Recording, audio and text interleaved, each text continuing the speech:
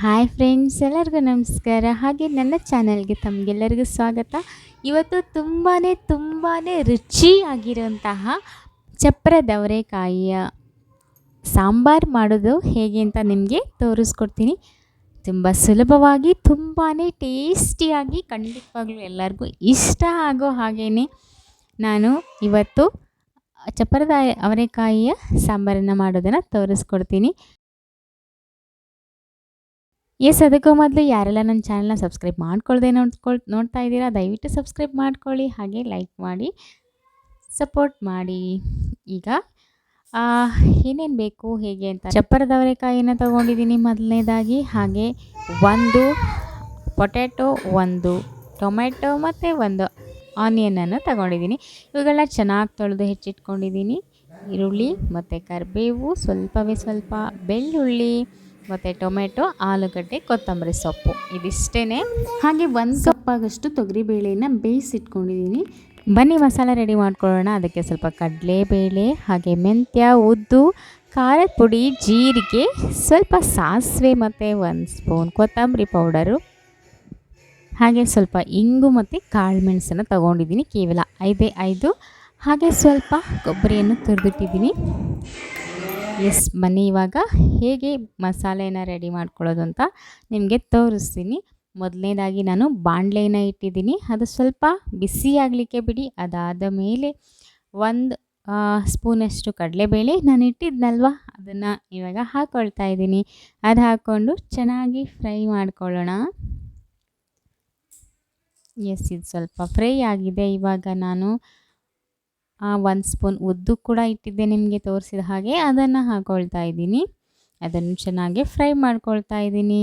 ಹಾಗೆ ಇದಕ್ಕೆ ನಾನು ನಿಮಗೆ ತೋರಿಸಿದ ಹಾಗೆ ಸ್ವಲ್ಪ ಮೆಂತ್ಯ ಮತ್ತು ಜೀರಿಗೆ ಅದನ್ನು ಸಹ ಆ್ಯಡ್ ಮಾಡ್ಕೊಳ್ತಾ ಇದ್ದೀನಿ. ಜೀರಿಗೆ 1/2 ಸ್ಪೂನಷ್ಟು ಸಾಕಾಗತ್ತೆ. ಅದಕ್ಕೆ ನಾನು 5 ಕಾಳು ಮೆಣಸನ್ನು ಸೇರಿಸ್ಕೊಂಡು ಚೆನ್ನಾಗಿ ಫ್ರೈ ಮಾಡ್ಕೊಳ್ತಾ ಇದ್ದೀನಿ. ಇದು ಕಲರ್ ಚೇಂಜ್ ಆಗೋವರೆಗೂ ಚೆನ್ನಾಗಿ ಫ್ರೈ ಮಾಡ್ಕೋಬೇಕು. ಈಗ ಕಲರ್ ಚೇಂಜ್ ಆಗಿದೆ. ಅದಕ್ಕೆ ನಾನು ಕೊತ್ತಂಬರಿ ಪೌಡರ್ ಮತ್ತು ಚಿಲ್ಲಿ ಪೌಡರನ್ನು ಸೇರಿಸ್ಕೊಳ್ತಾ ಇದ್ದೀನಿ.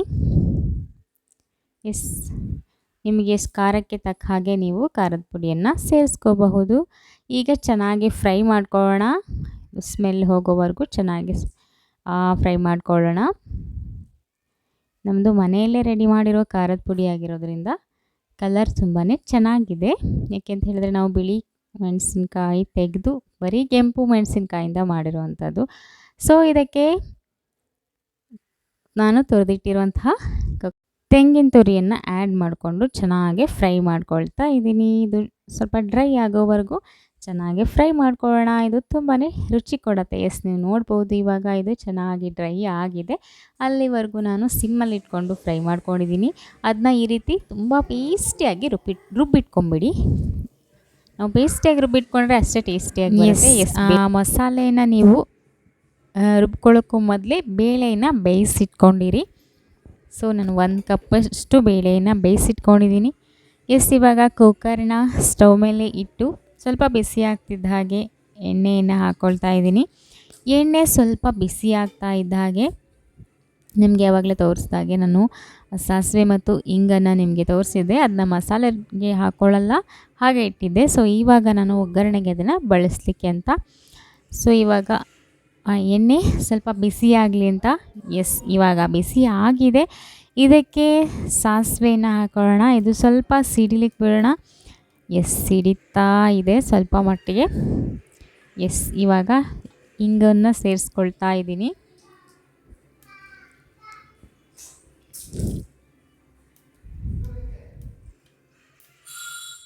ಇವಾಗ ಕರಿಬೇವನ್ನ ನಾನು ಹಾಕ್ಕೊಳ್ತಾ ಇದ್ದೀನಿ. ಕರಿಬೇವು ಎಲೆಗಳನ್ನು ನಾನು ಒಣಗಿಸಿಟ್ಟಿರ್ತೀನಿ, ಹಾಗಾಗಿ ಹೀಗಿರುತ್ತೆ. ಇನ್ನು ಅದಕ್ಕೆ ಬೆಳ್ಳುಳ್ಳಿ ನಿಮಗೆ ತೋರಿಸಿದ್ದೆ ನಾನು ಹೆಚ್ಚಿಟ್ಟಿರೋದನ್ನು. ಅದನ್ನು ಇವಾಗ ಹಾಕ್ಕೊಳ್ತಾ ಇದ್ದೀನಿ. ಇದಾದಮೇಲೆ ತರಕಾರಿಗಳನ್ನೆಲ್ಲ ಹಾಕೊಳ್ಳೋಣ. ಇದು ಸ್ವಲ್ಪ ಚೆನ್ನಾಗಿ ಫ್ರೈ ಆಗಬೇಕು. ಇವಾಗ ಆನಿಯನನ್ನು ಹಾಕ್ಕೊಳ್ಳೋಣ. ಇದು ಸ್ವಲ್ಪ ಫ್ರೈ ಆಗಿದೆ. ಇದಕ್ಕೆ ನಾನು ಇವಾಗ ಹೆಚ್ಚಿಟ್ಟಿರೋಂಥ ಆನಿಯನನ್ನು ಹಾಕ್ಕೊಳ್ತಾ ಇದ್ದೀನಿ. ಎಸ್, ಆನಿಯನ್ ತುಂಬ ಚೆನ್ನಾಗಿ ಬೇಯಬೇಕು. ಆನಿಯನ್ ಚೆನ್ನಾಗಿ ಬೆಂದರೆ ಇದಕ್ಕೆ ಟೇಸ್ಟ್ ಜಾಸ್ತಿ ಸಿಗತ್ತೆ. ಆನಿಯನ್ ಜೊತೆಗೆ ಆನಿಯನ್ ಕೂಡ ಚೆನ್ನಾಗಿ ಬೆಂದ ಮೇಲೆ ನಾವು ಟೊಮೆಟೊವನ್ನು ಸೇರಿಸ್ಕೋಬೇಕು. ಅದು ಕೂಡ ತುಂಬ ಚೆನ್ನಾಗಿ ಬೇಯಬೇಕು. ಅವೆರಡು ತುಂಬ ಚೆನ್ನಾಗಿ ಬೆಂದ ಮೇಲೆ ನಾವು ತರಕಾರಿ ಹಾಕೋದ್ರಿಂದ ಇನ್ನೂ ಟೇಸ್ಟು ಜಾಸ್ತಿ ಆಗುತ್ತೆ. ಸೊ ನಮಗೆ ಸಾಂಬಾರಿನಲ್ಲಿ ಆನಿಯನ್ ಮತ್ತು ಟೊಮೆಟೊ ಬಾಯಿಗೆ ಸಿಗಬಾರ್ದು, ಅಷ್ಟು ಚೆನ್ನಾಗಿ ಕರಗಿ ಬೇಯಬೇಕಾಗತ್ತೆ. ಸೊ ನೋಡಿ, ಇದನ್ನ ಚೆನ್ನಾಗಿ ನಾನು ಬೇಯಿಸ್ತಾ ಇದ್ದೀನಿ. ಇದೇ ರೀತಿ ನೀವು ಚೆನ್ನಾಗಿ ಎಣ್ಣೆಯಲ್ಲಿ ಈರುಳ್ಳಿ ಮತ್ತು ಟೊಮೆಟೊನ ಚೆನ್ನಾಗಿ ಬೇಯಿಸ್ಕೊಳ್ಳಿ. ಫಸ್ಟು ಈರುಳ್ಳಿ ಚೆನ್ನಾಗಿ ಕರಗಿ ಬೇಯೋವರೆಗೂ ಟೊಮೆಟೊನ ಆ್ಯಡ್ ಮಾಡಬೇಡಿ. ಏಕೆಂತ ಹೇಳಿದ್ರೆ ಟೊಮೆಟೊ ಆ್ಯಡ್ ಮಾಡಿದ ಮೇಲೆ ಈರುಳ್ಳಿ ಅಷ್ಟೊಂದು ಬೇಯೋದಿಲ್ಲ. ಸೊ ಹಾಗಾಗಿ ನಾನು ಎಷ್ಟು ಸಾಧ್ಯನೋ ಅಷ್ಟು ಚೆನ್ನಾಗಿ ಇಲ್ಲಿ ಬೇಯಿಸ್ಕೊಳ್ತಾ ಇದ್ದೀನಿ. ಚೆನ್ನಾಗಿ ಅದು ಕರಗಿ ಬೇಯಲಿ ಅಂತ. ಎಸ್, ಇವಾಗ ಇಷ್ಟು ಬೆಂದಿದೆ, ನೀವು ನೋಡಬಹುದು. ಸೊ ಇದನ್ನ ಸ್ವಲ್ಪ ಹೊತ್ತು ಹಾಗೆ ಬಿಡ್ತೀನಿ, ಇನ್ನೂ ಚೆನ್ನಾಗಿ ಅದು ಸ್ವಲ್ಪ ಬಣ್ಣ ಚೇಂಜ್ ಆಗಲಿ ಅಂತ. ಇದು ಟೇಸ್ಟ್ ಎಲ್ಲ ಚೆನ್ನಾಗೇ ಬಿಟ್ಕೊಳ್ಳುತ್ತೆ ಈ ರೀತಿ ಕರಗಿಸಿ ಬೇಯಿಸೋದ್ರಿಂದ. ಇವಾಗ ನಾನು ಹೆಚ್ಚಿಟ್ಟಿರುವಂತಹ ಟೊಮೆಟೊವನ್ನು ಇದಕ್ಕೆ ಸೇರಿಸ್ಕೊಳ್ತೀನಿ. ಎಸ್, ಈ ಟೊಮೆಟೊ ತುಂಬ ಚೆನ್ನಾಗಿ ಬೇಯಬೇಕು, ಕರಗಿ ಅಲ್ಲಿವರೆಗೂ ನಾನು ಚೆನ್ನಾಗಿ ಬೇಯಿಸ್ಕೊಳ್ತೀನಿ. ಇದಕ್ಕೆ ನಾನು ಉಪ್ಪನ್ನು ಸೇರಿಸ್ಬಿಟ್ಟು ಬೇಯಿಸ್ಕೊಳ್ತೀನಿ. ಯಾಕಂತ ಹೇಳಿದ್ರೆ ತುಂಬ ಚೆನ್ನಾಗಿ ಟೊಮೆಟೊ ಬೇಯಲಿಕ್ಕೆ, ಟೇಸ್ಟ್ ರೀತಿಯಾಗಲಿಕ್ಕೆ ಹೆಲ್ಪ್ ಆಗುತ್ತೆ ಉಪ್ಪನ್ನು ಸೇರಿಸ್ಕೊಳ್ಳೋದ್ರಿಂದ. ಸೊ ಇವಾಗ ಉಪ್ಪನ್ನು ಹಾಕ್ಕೊಂಡು ಚೆನ್ನಾಗಿ ಇದನ್ನು ಬೇಯಿಸ್ಕೊಳ್ತೀನಿ.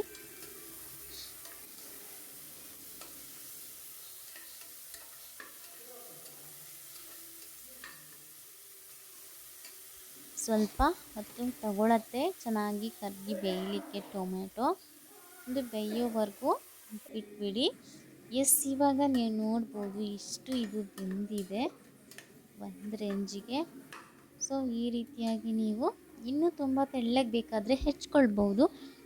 ತುಂಬ ತೆಳುವಾಗಿ ಹೆಚ್ಕೊಂಡ್ರೆ ತುಂಬ ಬೇಗನೆ ಬೇಯುತ್ತೆ ಟೊಮೆಟೊ. ಸೊ ಇದಕ್ಕೆ ನಾನು ಹೆಚ್ಚಿಟ್ಟಿರೋಂಥ ಆಲೂಗಡ್ಡೆ ಮತ್ತು ಚಪ್ಪರದವರೆಕಾಯಿನ ಸೇರಿಸ್ಕೊಳ್ತಾ ಇದ್ದೀನಿ. ಸೇರಿಸ್ಬಿಟ್ಟು ಇದನ್ನು ಚೆನ್ನಾಗಿ ಮಿಕ್ಸ್ ಮಾಡ್ಕೊಳ್ಳೋಣ. ಎಸ್, ಇದಾದಮೇಲೆ ಸ್ವಲ್ಪವೇ ಸ್ವಲ್ಪ ಟರ್ಮರಿಕ್ ಪೌಡರ್, ಹಳದಿ ಪೌಡರನ್ನು ಮಿಕ್ಸ್ ಮಾಡೋಣ. ಚೆನ್ನಾಗಿ ಮಿಕ್ಸ್ ಮಾಡಿಬಿಟ್ಟು ಇದನ್ನು ಇವಾಗ ನೀವು ನೀರು ಹಾಕದಿರ ತರಕಾರಿ ಬೇಯೋವರೆಗೂ ಕವರ್ ಮಾಡಿಟ್ಟು ಚೆನ್ನಾಗಿ ಬೇಯಿಸ್ಕೊಳ್ಬೇಕು. ಉಪ್ಪು ಬೇಕಾದರೆ ಇನ್ನು ಸ್ವಲ್ಪ ಸೇರಿಸ್ಕೊಳ್ಬೋದು.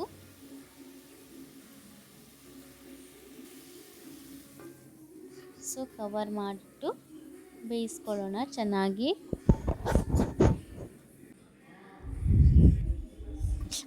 ಎಸ್, ಒಂದು 10 ನಿಮಿಷ ಚೆನ್ನಾಗಿ ಬೇಯಿಸ್ಕೊಂಡಿದ್ದೀನಿ. ಇದು ಬೆಂದಿದೆ, ಎಲ್ಲನೂ ಚೆನ್ನಾಗಿ ಬೆಂದಿದೆ, ನಿಮಗೆ ಕಾಣಿಸ್ತಾ ಇದೆ. ಸೊ ತರಕಾರಿ ಬೆಂದಿದೆ. ಇವಾಗ ನಾನು ಇದಕ್ಕೆ ರುಬ್ಬಿಟ್ಟಿರುವಂತಹ ಮಸಾಲವನ್ನು ಸೇರಿಸ್ಕೊಳ್ತೀನಿ. ಎಸ್, ನೋಡ್ಬೋದು ನಾನು ಎಷ್ಟು ಪೇಸ್ಟಿಯಾಗಿ ರುಬ್ಕೊಂಡಿದ್ದೀನಿ ಅಂತ. ನೀವು ಇಷ್ಟು ಪೇಸ್ಟ್ ಮಾಡ್ಕೊಳ್ಳೋದ್ರಿಂದ ಟೇಸ್ಟ್ ಕೂಡ ಅಷ್ಟೇ ಜಾಸ್ತಿ ನಿಮಗೆ ಸಿಗತ್ತೆ. ನೀವು ಇದೇ ರೀತಿ ಮಾಡಿ ನೋಡಿ ಎಷ್ಟು ರುಚಿ ನಿಮಗೆ ಸಿಗತ್ತೆ ಅಂತ ಗೊತ್ತಾಗತ್ತೆ. ಸೊ ಇವಾಗ ಇನ್ನು ಕೆಲವರು ಸಾಂಬಾರು ಪುಡಿ ರೆಡಿ ಮಾಡಿ ಇಟ್ಕೊಂಡು ಅದನ್ನು ಹಾಕ್ಬಿಟ್ಟು ಮಾಡ್ತಾರೆ. ಅದರಲ್ಲಿ ಅಷ್ಟೊಂದು ಟೇಸ್ಟ್ ಕೂಡ ಸಿಗಲ್ಲ. ಬರೀ ಚಪ್ಪರದವರೆಕಾಯಿ ಮಾತ್ರ ಬಳಸಿ ಮಾಡ್ತಾರೆ. ಜೊತೆಗೆ ಟೊಮೆಟೊ ಮತ್ತು ಆಲೂಗಡ್ಡೆನ ಹಾಕೋದ್ರಿಂದ ಇನ್ನೂ ಟೇಸ್ಟು ಜಾಸ್ತಿ ಆಗತ್ತೆ. ಸೊ ಹೀಗೆ ಮಸಾಲೆ ಜಾಸ್ತಿ ಮಾಡಿ ಹಾಕೋದ್ರಿಂದನೂ ತುಂಬ ಜನಕ್ಕೆ ನಾವು ಬಡಿಸ್ಲಿಕ್ಕೂ ಹೆಲ್ಪ್ ಆಗುತ್ತೆ. ಸೊ ಇವಾಗ ಇಂಪಾರ್ಟೆಂಟಾಗಿ ಮಸಾಲೆ ಈ ರೀತಿ ಮಾಡಿ ರುಬ್ಬಿ ಹಾಕಿದ್ರೆ ಅದು ಸ್ಮೆಲ್ ಕೂಡ ಬರೋದಿಲ್ಲ, ಟೇಸ್ಟು ಹೆಚ್ಚಾಗತ್ತೆ, ತುಂಬ ರುಚಿಯಾಗಿ ಬರುತ್ತೆ ಸಾಂಬಾರು. ನೀವು ನೋಡಬಹುದು. ಎಸ್, ನಾನು ಇದಕ್ಕೆ ಎಷ್ಟು ನೀರು ಬೇಕೋ ಅಷ್ಟು ನೀರನ್ನು ಹಾಕ್ಕೊಂಡು ಬೇಯಿಸಿಟ್ಟಿರುವಂತಹ ಬೇಳೆಯನ್ನು ಇದಕ್ಕೆ ಸೇರಿಸ್ಕೊಳ್ತಾ ಇದ್ದೀನಿ.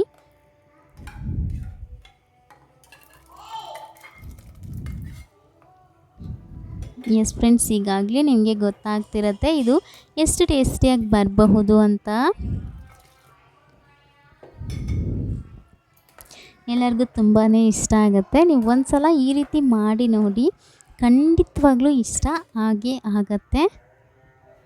ಸೊ ಇವಾಗ ನಾನು ಎಷ್ಟು ನೀರು ಬೇಕೋ ಅಷ್ಟು ನೀರನ್ನು ಸೇರಿಸ್ಕೊಳ್ತಾ ಇದ್ದೀನಿ. ಹಾಗೆ ರುಚಿಗೆ ತಕ್ಕಷ್ಟು ಉಪ್ಪನ್ನು ಬೇಕಾದರೆ ಸೇರಿಸ್ಕೊಳ್ಬೋದು. ಯಾಕಂದರೆ ನಾನು ತರಕಾರಿ ಬೇಯಿಸುವಾಗ ಹಾಕಿದ್ದೆ, ಸೊ ಹಾಗಾಗಿ ನನಗೆ ಸಾಕು ಅಂತ ಅನಿಸಿದೆ. ಅದಕ್ಕೆ ನಾನು ಉಪ್ಪನ್ನು ಸೇರಿಸ್ತಾ ಇಲ್ಲ ಇಲ್ಲಿ. ಆ್ಯಕ್ಚುಲಿ ಕ್ಯಾಮ್ರಾದಲ್ಲಿ ನಾನು ಉಪ್ಪು ಮತ್ತೆ ಹಾಕಿರೋದು ಕಾಣಿಸಿಲ್ಲ ಅನಿಸುತ್ತೆ. ಸೊ ಹಾಗಾಗಿ ನಾನಿಲ್ಲಿ ಉಪ್ಪನ್ನು ಹಾಕ್ಕೊಳ್ತಾ ಇಲ್ಲ. ಸೊ ಇದು ನೋಡಿ ಚೆನ್ನಾಗಿ ಕುದಿಲಿಕ್ಕೆ ಶುರುವಾಗಿದೆ. ಕುದಿಲಿಕ್ಕೆ ಬಿಡಿ, ಒಂದೆರಡು ಕುದು ಚೆನ್ನಾಗಿ ಕುದಿಬೇಕು. ಎಸ್, ಇದು ನೋಡಿ ಇಷ್ಟು ಕುದೀತಾ ಇದೆ ಅಲ್ವಾ. ಈ ರೀತಿ ಕುದ್ರೆ ಇದು ಸಾಂಬಾರು ಆಗಿದೆ ಅಂತ ಅರ್ಥ. ಸೊ ಇವಾಗ ನೀವು ನೋಡಬಹುದು. ಎಸ್ ಫ್ರೆಂಡ್ಸ್, ಈ ರೀತಿಯಾಗಿ ಇದು ರೆಡಿಯಾಗಿದೆ. ಅಂದರೆ ಯಾವುದೇ ಸಾಂಬಾರಾಗಲಿ ತಣ್ಣಗಾಗಲಿಕ್ಕೆ ಬಿಟ್ಟರೆ ಮಾತ್ರ ಅದರ ರುಚಿ ನಮಗೆ ಗೊತ್ತಾಗೋದು. ಎಸ್, ಇವಾಗ ನಾನು ಇದಕ್ಕೆ ಚಿಕ್ಕದಾಗಿ ಹೆಚ್ಚಿಟ್ಕೊಂಡಿದ್ದೆ ಕೊತ್ತಂಬರಿ ಸೊಪ್ಪು, ಅದನ್ನು ಆ್ಯಡ್ ಮಾಡಿಬಿಟ್ಟು ತಣ್ಣಗಾಗಲಿಕ್ಕೆ ಬಿಟ್ಬಿಡ್ತೀನಿ ಗ್ಯಾಸ್ ಆಫ್ ಮಾಡಿಬಿಟ್ಟು.